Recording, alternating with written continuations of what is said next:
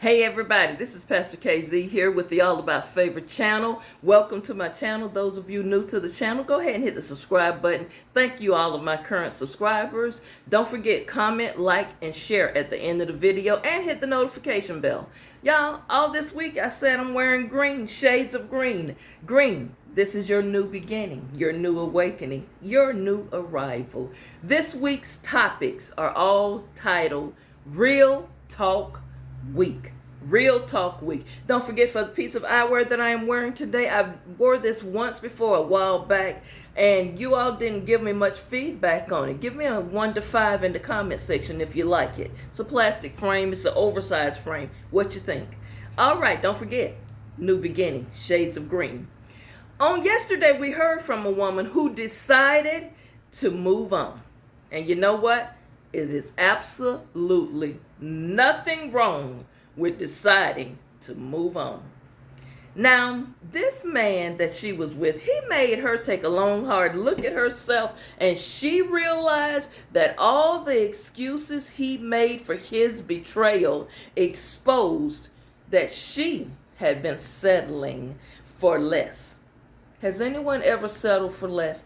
Have you ever really just put up with or tolerate something over and over again, and you just was settling for whatever reason you chose to settle or not?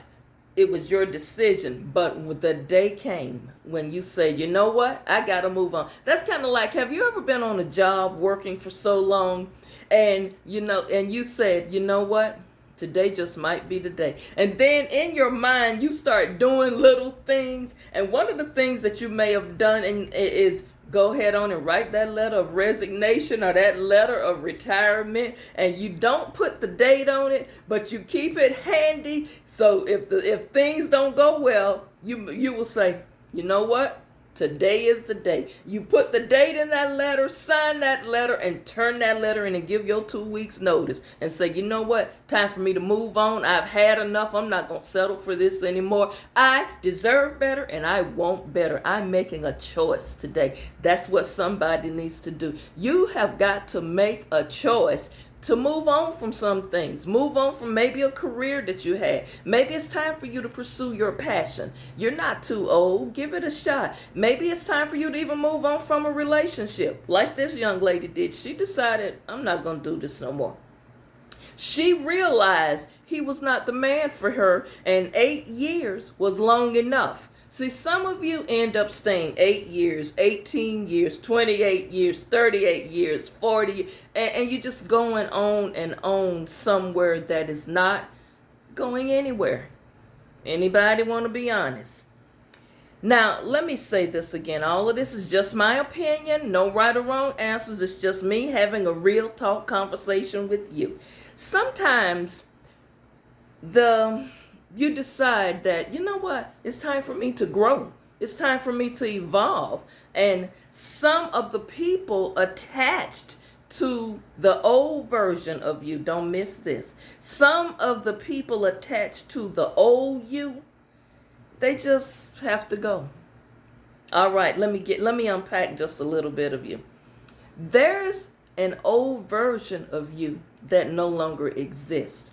For example, I always tell people, I am not the same woman I was in my 20s or my 30s.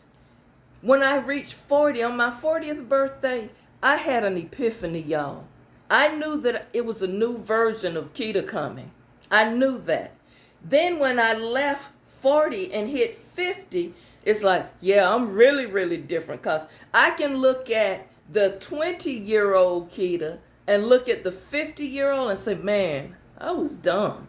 I did some crazy. That didn't even make sense. So in life, we should be growing. We should be maturing. We should be gaining wisdom along the way. One of the worst things that you can see is an older person, a person in their 30s, 40s, and up, And they still acting like they're 14 and 15. No growth. They still got the same mindset. They have no creativity. They haven't evolved.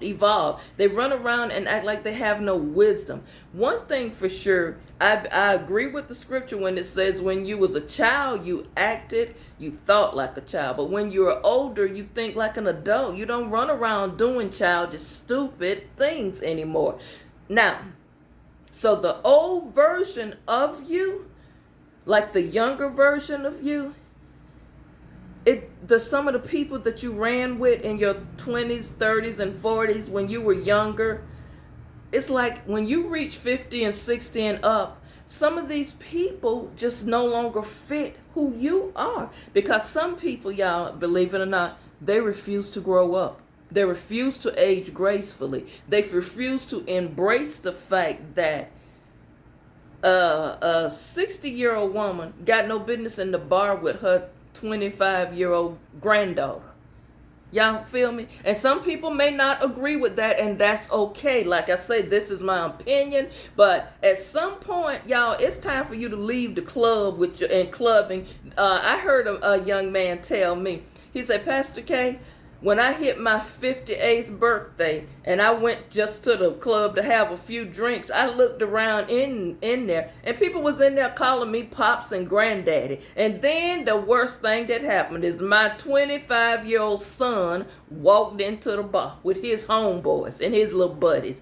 And he said, Pops, what you doing here? Ain't nobody even in here probably even know some of the music that you know.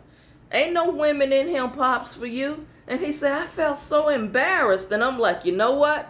That's my epiphany. And that was my exit point. Time to move on. Time to grow up. That version of who I once was, it was over, he said. You know what? I heard the statement, y'all. Listen at this. It says, a lot of people make excuses or say things, but this statement, think about it and tell me what you think. And it's used a lot in relationships. Oh, we grew apart. So many relationships end. And when you ask, or people ask, well, what happened? Y'all look so happy and, like y'all had everything together. Oh, we grew apart. I want to know, how? How did y'all grow apart? When did y'all grow apart? And how long did it take for you to discover that you were growing apart? To me, y'all, sometimes that statement, we grew apart, to me, that sounds like an excuse. I'm sorry. It just sounds like an excuse to not to say what really happened, or to really yourself decide, let me call a thing a thing. We didn't grow apart. Sometimes people say they grew apart. How can you grow apart when you never was equal? That was powerful. I'll have to address that another time. Come on, y'all. This real talk. We can talk real this week. Be honest. A lot of people make that statement yet continue in the relationship. And it's a relationship that you no longer feel connected to. Let me switch gears for a minute, because this is triggering something. It's triggering something. I'm going to have to readdress this situation here, but I want to switch gears. I'm being led to switch gears on you. I was not going to share this email today, but I think I'm going to pause this what I'm saying about the we grew apart thing. Let me pause that and let me go to this here. Let me switch gears. This is an email that I wanted to share with you later in the week, but let me do this now. And it's totally different, but I want you to listen to it and tell me what you think in the comments. Listen, it starts off, hey Auntie KZ, aka Pastor KZ.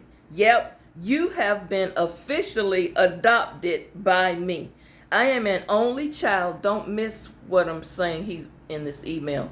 I am an only child. My mother was an only child, and so is my father, an only child. I am 28 years old, and here is my story. I was triggered so bad the last few weeks watching your videos. My God, where have you been all these years? I'm so glad I found you. I used to think that women really are heartless, self-centered, selfish people. That's why I've never been able to sustain a real relationship in my 28 years with women. And I began to assess why just from watching a few of your videos, which, by the way, I got to go all the way back to the beginning and watch your videos, binge watch one day. Because I was 9 years old when my mother died. She probably knew something was going on with her body, I think, but I thank God she didn't suffer and linger long, because after her diagnosis, it was already in stage 4 and she didn't last long. But I wasn't prepared for what comes next. Remember, I was a 9-year-old little boy and an only child. Anyway, my daddy took me to school the next day after her transition. Instead of him coming into the office with me, he sent a note for me to give to the principal. I went on to my homeroom after I gave the note to the principal, and my female teacher called me up to the front of the class. And she asked me to review my book report, because we did that every week. I really had forgotten all about the book report, and I didn't even bring it to school with me. And she, in a very stern voice, said, "Why did you not bring your assignment? Well, at least go ahead and review what you wrote." And I said, I can't. And she said, "So obviously you didn't bother to do the assignment." Everyone in the classroom was laughing at me. And I just blurted out, "Miss Blank," the teacher's name, "my mama died yesterday." Pastor KZ, I broke down, dropped on the floor, crying and sobbing hysterically. And not because they laughed at me, but that was the first time I said it out loud. That felt like the first time I even processed when my mama told me she was sick, not to mention that I said out loud my mama had died.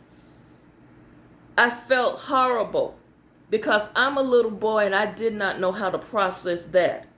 My dad just left me there with a note and he drove off. Now that I'm older, I understand my daddy had to go to the funeral home and make arrangements and all of that. But I was just a scared little boy on the floor in a classroom with over 30 people. My female teacher had already humiliated me, and she did nothing. Absolutely nothing. She left me there on the floor. Now, Pastor KZ, this is where it gets weird.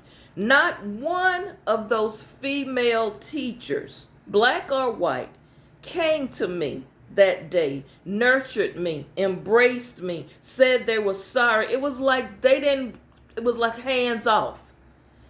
Pastor KZ, that has affected me. I am a grown man, but my perception of women all these years seemed to not have changed very much until I saw you.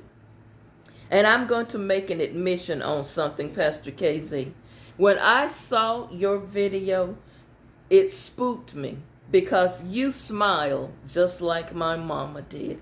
And for the first time, I connected with a female simply because you remind me of my mama. And you say things just like she would. And I just feel a connection with you. I'm getting emotional, y'all. And